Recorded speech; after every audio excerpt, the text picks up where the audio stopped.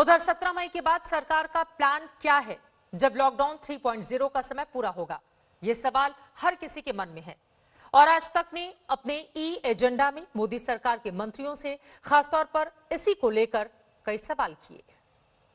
राहुल गांधी की कितना समझते हैं? आज तक के ई एजेंडा में टीम मोदी के 17 मंत्री एक मंच पर आए।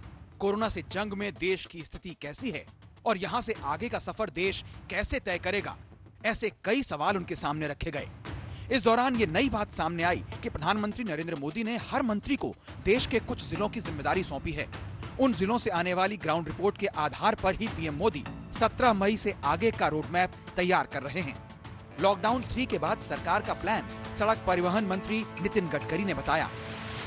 सरकार की कोशिश यही है कि धीरे धीरे एक तरफ लॉकडाउन भी रहे और दूसरी ओर निश्चित रूप से इकोनॉमी के दृष्टि से कुछ बातों को सुचारू रूप से शुरू भी करें। तो मुझे लगता है इसके बारे में निर्णय तो होम मिनिस्ट्री के लेवल पर होगा, पर स्वाभाविक रूप से जिस प्रकार से धीरे धीरे एक एक बात खुल रही है, तो मैं भी उम्मीद रखता हूं कि आने वाले कुछ दिनों में इससे भी जरूर कोई ना कोई मार्ग निकलेगा, ऐसा मेरा विश्वास है। क्योंकि हमारे जो ट्रांसपोर्ट सेक्टर में जो बसेस वाले हैं, उन्होंने मुझे बताया कि हमारा कर्जा बढ़ रहा है, ब्याज है, लोगों के तनख्वाह दे रहे हैं और इस समय हमारी हालत बहुत ख़राब है। तो मैंने उनको कहा कि जल्दी जल्दी हम कोशिश करेंगे कि इसमें आपको कैसे रिलीफ मिले।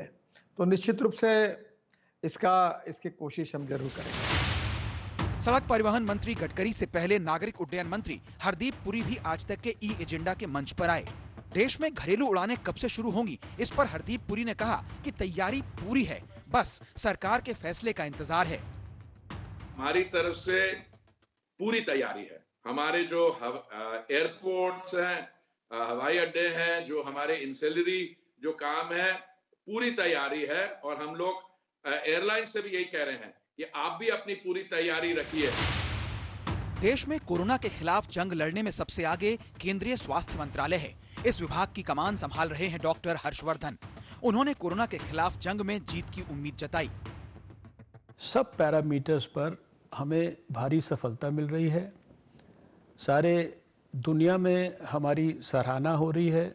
भारत की स्ट्रैटेजी की ओर सब लोग बहुत गंभीरता से देख रहे हैं। विश्व स्वास्थ्य संगठन भी बार बार भारत की सराहना कर रहा है। मुझे तो पूरा विश्वास है कि आने वाले समय में बहुत जल्दी कुछ ही सप्ताह के अंदर कोरोना के खिलाफ जंग में हमारे देश को भारी सफलता मिलेगी। कोरोना पर जीत की उम्मीद जहां कायम है, वहीं देश में एक बड़ा संकट मजदूरों को लेकर है। उनमें से ज्यादातर के पास रोजगार नहीं और उनके खाने का इंतजाम करना सरकार के लिए बड़ी चुनौती है। आज तक के ई एजेंडा में खाद्य आपूर्ति मंत्री रामविलास पासवान ने भरोसा दिया कि देश में अनाज की कोई कमी नहीं। हमारा अन्न का किसी तरह की कमी नहीं है और युद्ध स्तर पर जो है हमारा काम चल रहा है।